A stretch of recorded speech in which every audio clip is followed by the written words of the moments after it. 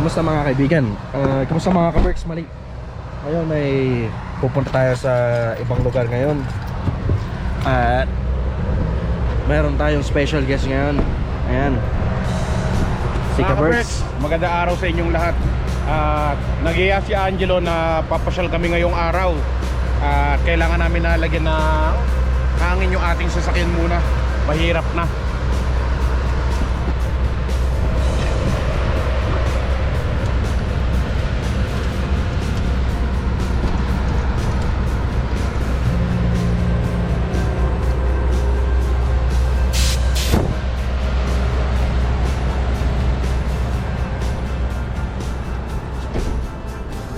So karga na rin tayo ng gas dito. At medyo mahal yung gas sa sa town of Van. So dito tayo kumarga ng gas. Mas mura rito sa city. No thanks.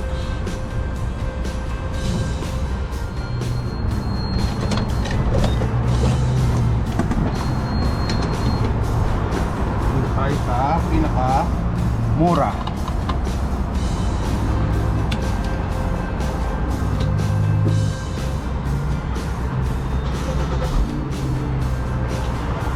Itong gasoline station na ito malapit lang to sa bahay.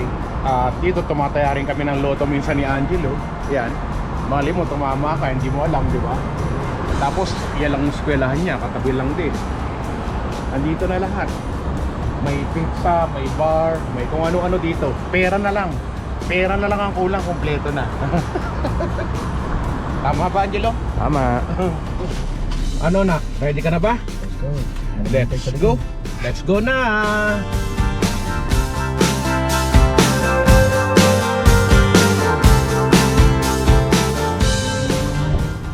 So sabi ni Angelo, dumaan lang muna kami dito sa McDonald's at kami ay inom ng kape.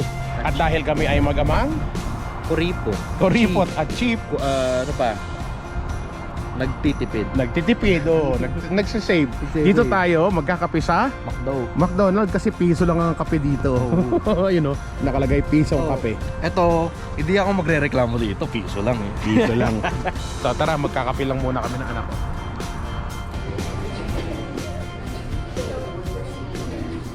So nandito naman tayo ngayon sa McDonald's at ang dami natin mga ka-Berks dito. Nandito sila lahat. Kilala tayo. As in, kilala tayo. Nanonood daw sila ng for Christian. Yeah. Thank you, ma'am. Thank you po. Thank you po. Thank you very much. Shout out na, shout out. Thank you. Have a good day. Thank you po. So mga ka-Berks, ang dahil mga tao dito na nakakilala sa atin. Nakataba ng puso, no, yung mga nandito. Kilala tayo lahat at ang sasaya nila. So magtiti tayo for today. Hindi tayo magka-coffee, tilang muna tayo kasi hanggang ngayon inuubo pa rin ako. Mahigit isang buwan na ako inuubo. At lahat ng mga payo nyo sinunod ko na, inuubo pa rin ako. Naglagay ka ba ng garlic, onion? Naglagay na ako lahat. Honey, ram, at kung ano-ano pa. Tapos antibiotic, naubos ko na yung antibiotic, wala pa din. Speaking pasya lang muna tayo sa lugar kung saan laging inner peace ng aking Sakit. Nakita mo yun sa vlog? anong nangyari na? Nauntog ako. Nauntog ka? Nauntog si Angelo dahil sa sobrang laki niya. Sakit. Ayun. So tara, libot na tayo. Isasama namin kayo, syempre. Pasyal tayo dito sa kakaibang lugar naman to pupuntahan natin. Dahil ngayon ay pupunta tayo sa Van. sa Van pa rin. Kasi yun talaga yung aming favorite place. At palagi kami nandoon. Kaya palagi rin kasama kayo na nandoon. Parang every week na lang nakasama kayo na nagpupunta ng van. So tara na. Tara, let's go.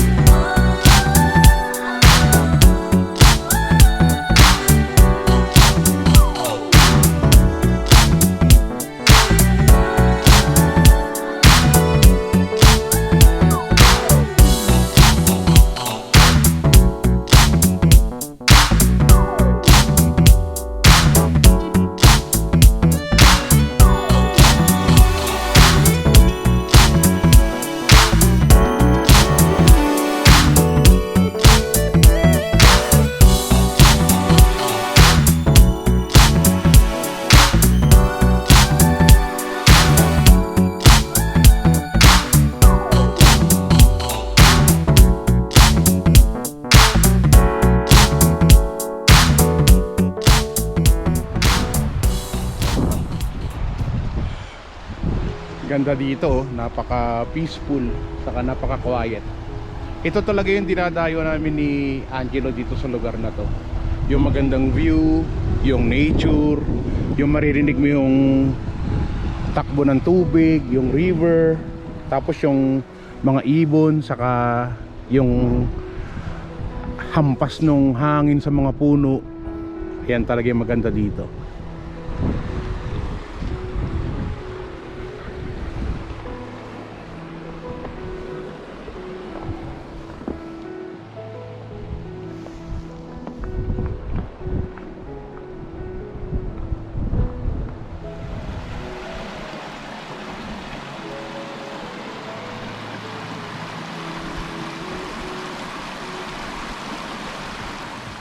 Pwede kang maglakad dito, mahaba tong lakaran na yan. Papasukin mo yung puno na yan hanggang doon kalalabas sa dulo.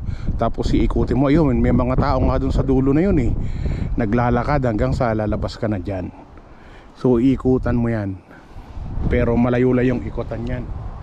Kailangan dito kompleto tayo sa gear. Sapatos namin, ang dulas-dulas. Si Angelo nga naka-rubber shoes. Tawarin. So hanggang dito lang kami. Hindi kami pwede sa malayo at baka pulutin kami sa kangkungan. Baka pareho kaming anak ng tipaklong na nandyan. Nakahandusay kami pareho sa snow dahil nadulas kami pareho. Alam nyo naman kami, pag naglakad kami dalawang mag-ama, para kaming mga penguins. Malilit na penguin. Ayan o. O diba? So tara, punta naman tayo sa ibang lugar. Hanap naman tayo ng ibang mapupuntahan natin. Medyo lumalakas na yung hangin. Nandito kami ngayon sa, kung naalala nyo yung pelikula ni Alden at saka ni Catherine, si Ethan at saka si Joy. Dito sila kinasal sa area na to. Yan, diba? Diyan yung arko nung mga bulaklak nila nung sila'y nag-I-do. Kaya lang summer yun, di kagaya ngayon. Winter. Actually kung babalikan nyo yung yung scene na yun, eto tubig lahat yan. Pero ngayon hindi tubig yan, kung hindi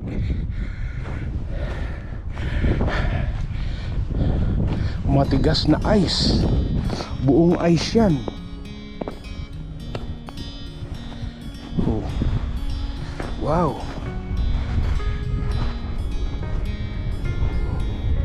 Puro bato yan. Ay, puro bato, puro ice yan, oh.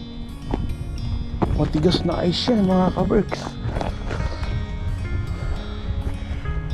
Na frozen ang buong lake.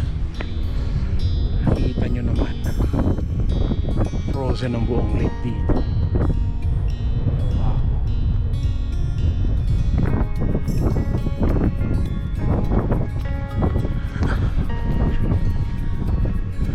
May mga turista rin dito, mga lakas ng hangin. Hindi ko alam kung naririnig nyo ako.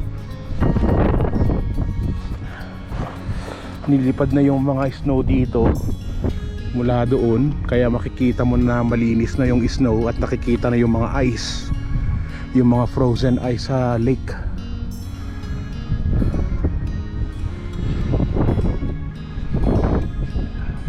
Si Angelo naka-rubber shoes kasi, kaya hirap siya maglakad dito sa ganito kasi madudulas siya dyan eh.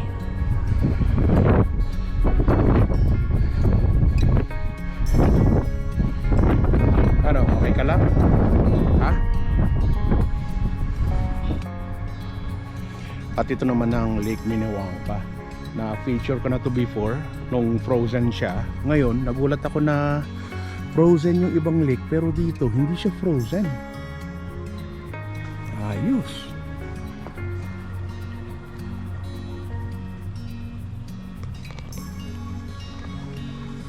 Ganda, no? Hello.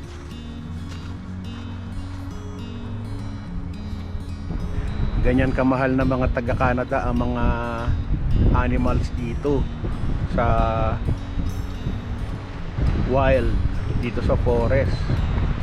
Dami nila, oh.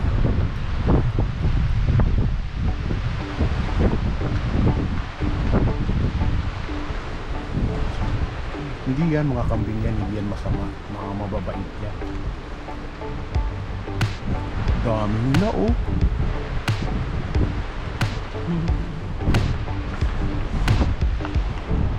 Daming mga ano oh, mga kambing.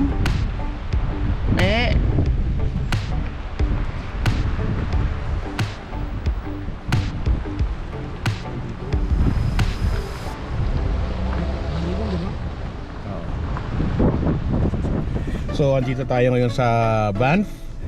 Talaga nagutom na kami na anak ko. Alam nyo naman kami, laging pamilya gutumin. Uy. Ay, oo nga. Oh, talaga naman Kala ko hirit ka pa eh. Never mind. So, nakbuksan mo nga yan please. Dashboard natin. Hindi yung mga sombrero na yan. Ay. Yung papel. Yan, special, yung pinaka-special na papel. Wow! Oh, nandito tayo ngayon sa tapat ng A&W eh. Dito sa likod. At tayo ay bibili ng Ay, nakita ko na. ano? Pinakamura ito. Ano yung pinakamura dyan? Dalawang burger, $9. Dalawang burger for $9. Not bad, di ba? $4.50 isang burger. Tapos ano pa, A&W. Masarap kasi yung burger na A&W. So, ayos, panalo. Dito na lang ba ako, nak? Ikaw na lang doon? Hindi, kayo. Ako bibili? Sino nag-aya? Sino nag-aya ako? Oh. Ang ano lagi sinasabi natin? Kung sino nag-aya, siya ang magbabayad. siya ang taya. Oo, kagaya nga ngayon, nagbayad ako ng gasolina ng... Ako na nga. Magbabayad. Hindi siya makakahirit sa akin kasi ang mahal-mahal ng gasolina eh. Gasolina namin $50 eh. Hindi, ako na. Oo, siya na. No problem. Salamat na. Dito na lang ako. Okay. Gusto mo mag-vlog ka pa doon? Hindi, wag na. Wag na. Oy. Salamat anak. Ayun. Ayos. Ayos ba anak? Ayos. Ayos. So, tantay ko tayo. Dito na lang. Dito, mamaya na sa highway. Highway. No? Reserve muna natin. Oh, tara. Gala muna tayo sa ano. Sa Banff. So dito tayo ngayon sa Banff.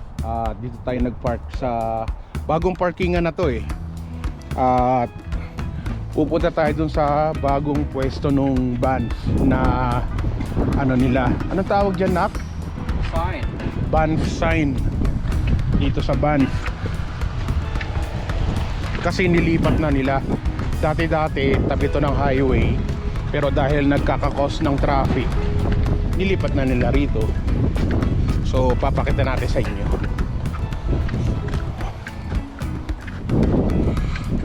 Ingat lang kasi madulas talaga yung kalsada dito. Saka sobrang lakas ng hangin.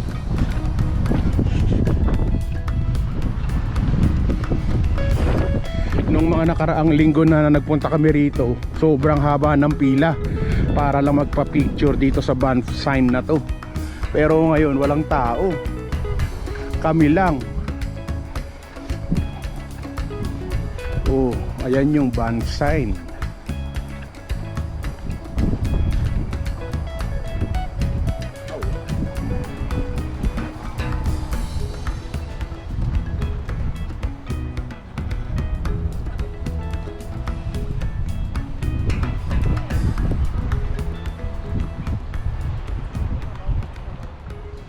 So inabot na kami ng gabi mga ka-Berks. So hindi na kami iikot sa downtown ng Banff. At diretso na tayo pa uwi kasi mayroon pa tayong pupuntahan doon. At nag-aantay pa sila Ipe kasi magba-barbecue daw. Sana matuloy yung barbecue kahit na malamig. At diretso na tayo doon ngayon. Tara na. Let's go. Oh, so tara na. May mga gabi na hindi makatulog. May mga araw na halos ikadurog. Buhay na malayo ka sa pamilya mo. Tinitiis na para sa pangarap mo. Buhay sa ibang bansa hindi madali. Pagod at sikap para sa pinimigay. Malayo sa magulang at mga kapatid. Nangungulila sa asawa at anak. Karpintero, kamano,